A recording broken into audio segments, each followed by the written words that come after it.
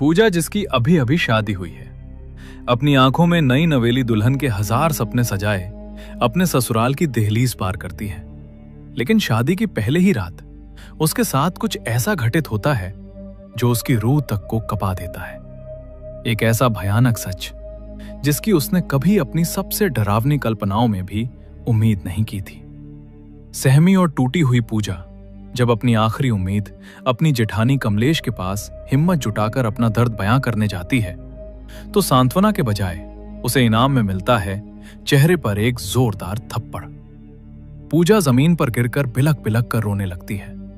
आखिर एक नई नवेली दुल्हन के साथ इतना बड़ा धोखा और जुल्म क्यों हुआ? यह कहानी आपको झकझोर कर रख देगी और अंत में एक बहुत गहरी सीख भी देकर जाएगी। लेकिन इस खौफनाक रात तक बात कैसे पहुंची, इसके लिए हमें कहानी के पन्नों को थोड़ा पीछे पलटना होगा। कहानी की असल धुरी है कमलेश। कमलेश एक जिम्मेदार गृहिणी है जो एक भरे पूरे परिवार को संभालती है। उसके परिवार में उसका पति, एक छोटी बेटी, सास ससुर, एक खामोश दादी और उसका देवर अरुण है। कमलेश के लिए अरुण सिर्फ एक देवर नहीं बल्कि उसके सगे बेटे से भी बढ़कर है। वक्त अपनी रफ्तार से आगे बढ़ता है। अब अरुण जवान हो चुका है और पूरा परिवार उसके लिए रिश्ता देखने जा रहा है। जिस लड़की को देखने पूरा परिवार जा रहा है उसका नाम है पूजा।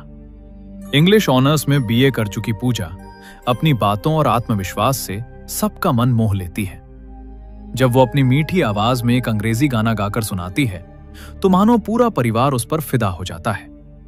अरुण तो जैसे उसे देखते ही अपना दिल हार बैठता है। लेकिन इस पूरे कमरे में एक शख्स ऐसा था जिसके चेहरे पर खुशी की जगह एक उलझन थी। कमलेश को पूजा का ये मॉडर्न और बेबाक अंदाज बिल्कुल रास नहीं आता, लेकिन अरुण की खुशी और उसकी जिद के आगे कमलेश को झुकना ही पड़ता है। मन मार कर ही सही वो इस रिश्ते के लिए हामी भर देती है। उसी दिन चट मंगनी पट ब्याह की तर्ज पर धूमधाम से रिंग सेरेमनी हो जाती है। पूजा की उंगली में अरुण के नाम की अंगूठी सज जाती है। लेकिन किसी को नहीं पता था कि ये खुशियां सिर्फ एक रात की मेहमान हैं। अगली सुबह कमलेश अपनी सास के साथ ऑटो से कहीं जा रही होती है। अचानक रास्ते में उनकी नजर एक भारी भीड़ और शोर शराबे पर पड़ती है। कुछ लोग सड़कों पर विरोध प्रदर्शन कर रहे थे। तभी भीड़ के बीच कमलेश की नजर एक ऐसे चेहरे पर पड़ती है जिसे देखकर उसके पैरों तले जमीन खिसक जाती है। वो सरेआम भड़क उठती है और हुक्म सुनाती है कि ये सब नौटंकी तुरंत बंद करो। गुस्से से आग बबूला कमलेश आगे बढ़ती है। पूजा का हाथ झटक कर पकड़ती है और उसकी उंगली से सगाई की अंगूठी बेदर्दी से खींचकर निकाल लेती है। एक ही पल में, एक झटके में उसने वो रिश्ता तोड़ दिया जो कल ही जुड़ा था। जब कमलेश ये तूफान लेकर घर लौटती है तो घर में कोहराम मच जाता है। कमलेश का पति उसे आईना दिखाते हुए कहता है कि जो रायता तुमने बिना सोचे समझे फैलाया है उसे अब तुम्हें ही समेटना होगा। बेचारा अरुण भी लाख मिन्नतें करता है, समझाने की कोशिश करता है कि पूजा की सोच गलत नहीं है, लेकिन कमलेश अपने गुरूर में अंधी हो चुकी थी। उसके कानों पर जूं तक नहीं रेंगती और वो किसी की एक नहीं सुनती। कुछ देर बाद कहानी में खूबसूरत और जज्बाती मोड़ आता है। अपने रिश्ते को बचाने और अपनी बात समझाने के लिए पूजा खुद कमलेश के पास पहुंचती है।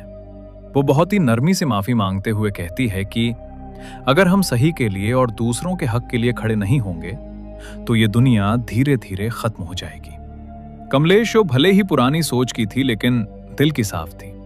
पूजा की बातों की गहराई को महसूस कर लेती है। उसका दिल पसीज जाता है और वो मुस्कुराकर कहती है कि मुझे बातें जरा देर से समझ आती हैं, लेकिन जब एक बार समझ आ जाए तो मैं सही का साथ कभी नहीं छोड़ती। ये कहकर कमलेश पूरे मान सम्मान के साथ वो अंगूठी वापस पूजा को सौंप देती है। आखिरकार शहनाइयां बजती हैं और अरुण तथा पूजा विवाह के बंधन में बन जाते हैं। लेकिन शादी की इस चकाचौंध के बीच एक परेशानी छिपी थी। शादी वाले दिन पूजा की तबीयत बेहद खराब थी। तेज बुखार और बदन दर्द के कारण उसका बुरा हाल था। फेरों के वक्त भी वो दवाइयों के सहारे मुश्किल से खुद को खड़ा रख पा रही थी। शादी की रस्में पूरी होने के बाद आती है वो रात जिसे हर नई नवेली दुल्हन अपनी जिंदगी की सबसे खूबसूरत रात मानती है, सुहाग रात। अरुण कमरे में आता है और कुछ इधर उधर की औपचारिक बातों के बाद वो पूजा के करीब आने लगता है। पूजा, जो दर्द और बुखार से टूट रही थी, बहुत ही स्पष्ट शब्दों में अरुण से कहती है कि मेरी तबीयत बहुत ज्यादा खराब है, मुझे तेज बुखार है और पूरा शरीर दर्द से टूट रहा है, प्लीज आज हम कुछ भी नहीं करेंगे। लेकिन अरुण पर जैसे हवस और पति होने के गुरूर का भूत सवार था। उसने पूजा की एक न सुनी। पूजा के लगातार मिन्नतें करने, रोने और मना करने के बावजूद अरुण ने अपनी मर्दानगी के अंधे नशे में उसके साथ जबरदस्ती की। नई दुल्हन के वो सुनहरे सपने उसी बिस्तर पर बुरी तरह कुचल दिए गए। सुबह की किरणें कमरे में आईं, लेकिन पूजा की दुनिया में हमेशा के लिए अंधेरा छा चुका था। वो दर्द और सदमे से कराहते हुए बस रोए जा रही थी। अरुण उसे चुप कराने की कोशिश करता है, मानो कोई बहुत मामूली बात हुई हो। वो बड़े हक से कहता है कि अरे मैं तुम्हारा पति हूं, ये तो मेरा हक है, शादी के बाद तो ये सब होता ही है। ये सुनकर पूजा के अंदर का दर्द एक चीख बनकर फूट पड़ता है। वो बिलखते हुए अरुण की आंखों में देखती है और कहती है कि हक, तूने मेरा रेप किया है। ये शब्द सुनकर अरुण सन्न रह जाता है, लेकिन अपनी घिनौनी हरकत पर शर्मिंदा होने के बजाय उसकी मर्दानगी को चोट लग जाती है। वो गुस्से से आग बबूला होकर कहता है कि अगर तुझे लगता है कि मैंने कुछ गलत किया है तो जा बाहर और चिल्ला चिल्लाकर सबको बता दे। ये कहकर वो निर्दयता से पूजा को कमरे से बाहर निकाल देता है। रोती कांपती पूजा जैसे ही कमरे से बाहर आती है, उसकी नजर आंगन में खड़ी कमलेश पर पड़ती है। कमलेश घर की और पड़ोस की कुछ औरतों से बात कर रही थी। पूजा के कानों में कमलेश की आवाज पड़ती है कि औरतें जितना किसी बम के फटने से नहीं डरती, उतना अपनी इज्जत का तमाशा बनने से डरती हैं। ये एक वाक्य पूजा के सीने में किसी जहरीले तीर की तरह चुभ जाता है। उसे तुरंत समझ आ जाता है कि जिस समाज और परिवार में वो खड़ी है, वहां अगर उसने अपना मुंह खोला तो उसे न्याय नहीं मिलेगा, बल्कि इस घर में उसी की इज्जत का सरेआम तमाशा बन जाएगा। समाज और बदनामी के इसी खौफ से हारकर एक जीती जागती हक के लिए लड़ने वाली लड़की अपने आंसू पीते हुए खामोशी से वापस उसी घुटन भरे कमरे में लौट जाती है। उसके मासूम दिल में कहीं ना कहीं ये उम्मीद बची थी कि शायद अरुण को अपनी हैवानियत का एहसास हुआ होगा, शायद वो अपनी गलती मानेगा और उससे माफी मांगेगा। लेकिन अरुण का रवैया देखकर पूजा के पैरों तले बची खुची जमीन भी खिसक गई। पूजा पहले से ही असहनीय दर्द में थी, लेकिन अरुण ने अपनी हवस को प्यार का नाम देकर एक बार फिर उसके साथ जबरदस्ती की। पूजा अंदर तक टूट चुकी थी। उसे समझ आ गया था कि जिसे दुनिया पति पत्नी का प्यार कहती है, वो उसके लिए सिर्फ और सिर्फ एक वैवाहिक बल था, जिसके खिलाफ वो कुछ नहीं कर सकती थी। अगली सुबह कमलेश की नजर छत की बाउंड्री पर गुमसुम खड़ी पूजा पर पड़ी। पूजा की आंखों की वीरानी और उसका खामोश चेहरा देखकर कमलेश का दिल धक से रह गया। कमलेश के लाख पूछने पर भी पूजा ने रात का वो खौफनाक सच नहीं बताया। कमलेश समझ गई कि कुछ तो बहुत गलत हुआ है, और वो बिना ज्यादा सवाल किए पूजा को उसके मायके छोड़ आई। मायके पहुंचकर पूजा ने सोचा कि शायद दुनिया में एक मां ही है जो अपनी बेटी का दर्द समझ सकती है। उसने अकेले में अपनी मां को बीती रात की सारी सच्चाई और अरुण की दरिंदगी के बारे में बता दिया। लेकिन जो जवाब उसकी सगी मां ने दिया, वो अरुण की हैवानियत से भी ज्यादा खौफनाक था। मां ने उसे सीने से लगाने के बजाय समझाते हुए कहा कि पति पत्नी के बीच ये सब तो होता ही है, शादी की है तो ये सब तो निभाना ही पड़ेगा, इसमें ना कहने वाली क्या बात थी, इसी से तो परिवार और वंश आगे बढ़ता है। अपनी ही मां के मुंह से ये शब्द सुनकर पूजा सन्न रह गई। रही सही कसर मां ने इमोशनल ब्लैकमेल करके पूरी कर दी।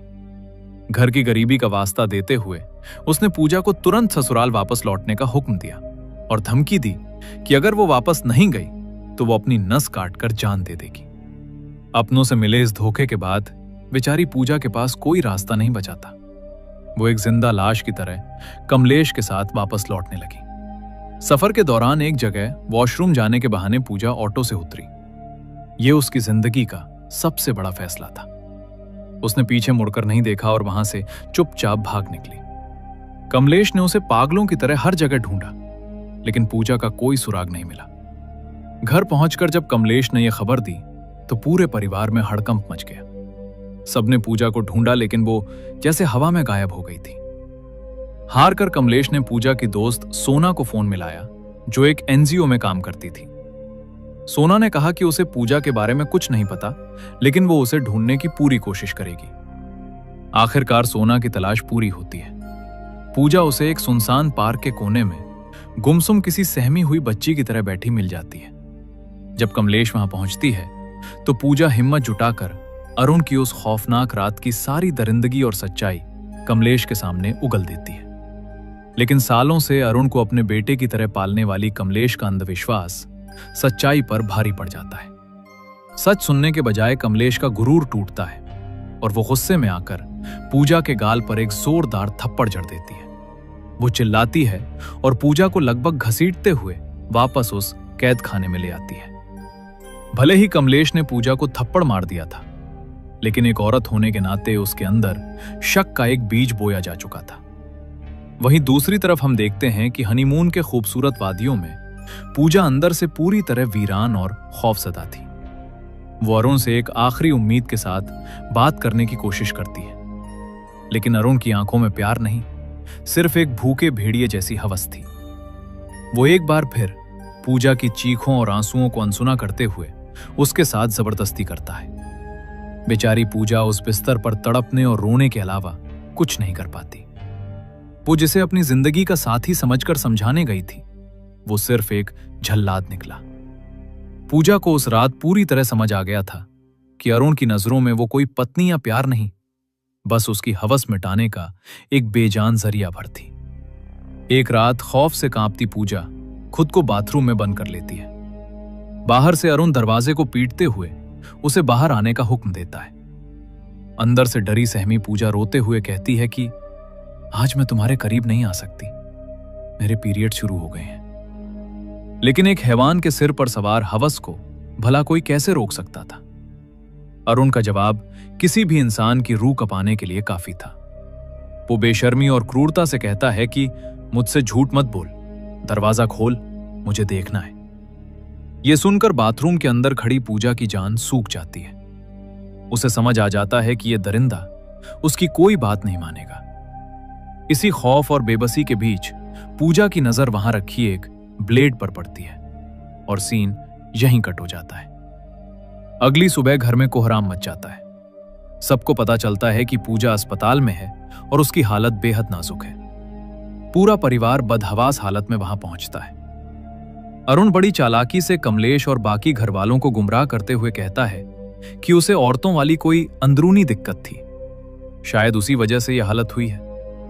लेकिन जब कमलेश अंदर जाकर लेडी डॉक्टर से बात करती है तो डॉक्टर जो सच बताती है वो सुनकर कमलेश के पैरों तले जमीन ही नहीं खिसकती, बल्कि उसका पूरा वजूद हिल जाता है। डॉक्टर भारी आवाज में बताती है कि पूजा के उन नाजुक हिस्सों पर ब्लेड से गहरे कट लगे हैं और बहुत ज्यादा खून बहने की वजह से उसकी ये हालत हुई है। यह सुनकर कमलेश सन्न रह जाती है।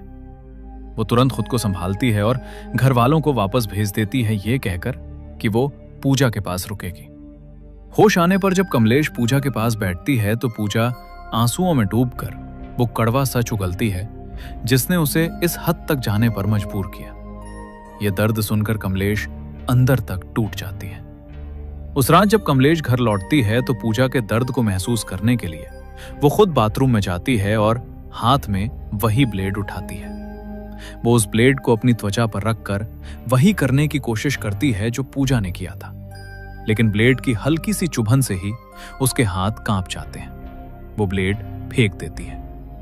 उस एक पल में कमलेश को गहराई से एहसास हो जाता है कि आखिर वो 21 साल की मासूम लड़की किस कदर खौफ और दर्द से गुजरी होगी कि उसने खुद को इतनी खौफनाक सजा दे दी। अगले दिन जब अरुण अपनी बेशर्मी का लबादा ओढ़े पूजा से मिलने अस्पताल पहुंचता है तो उसे पता चलता है कि कमलेश पहले ही पूजा को डिस्चार्ज कराकर अपने साथ ले जा चुकी है। अपनी पत्नी की इतनी गंभीर हालत के बावजूद उस जाहिल इंसान के दिमाग में सिर्फ एक ही बात चल रही थी। वो बेशर्म होकर लेडी डॉक्टर से पूछता है कि अब मैं अपनी पत्नी के साथ इंटीमेट तो हो सकता हूं ना?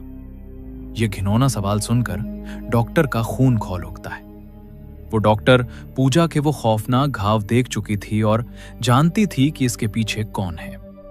वो अरुण पर बुरी तरह भड़क जाती है और पूरी ताकत से चिल्लाते हुए कहती है कि बहुत ही नीच और घिनौना इंसान है तू।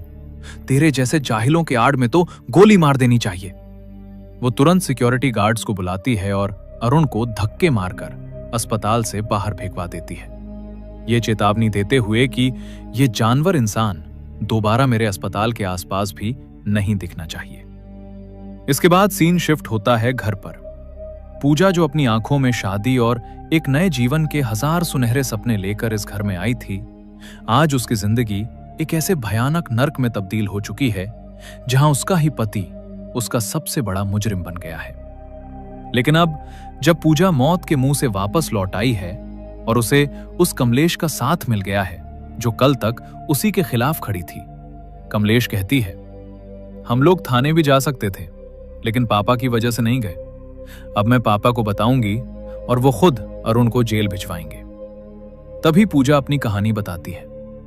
जब मैं 12 साल की थी, ट्यूशन में एक लड़के ने मुझे गलत तरीके से छुआ था। तब मैंने मम्मी को बताया तो उन्होंने मुझे ही डांटा और मेरा घर से बाहर निकलना बंद कर दिया। उसके बाद मैंने सालों तक कुछ नहीं बताया और आज जब बताया तो उन्होंने कहा, एडजस्ट करो, अगर हमारी मम्मी ही नहीं सुनेगी तो फिर कौन सुनेगा। उसी रात मुंह दिखाई की रस्म चल रही होती है, तभी अरुण वहां आ जाता है और कहता है, मैंने कुछ गलत नहीं किया, मैं पति हूं, मेरा अधिकार है।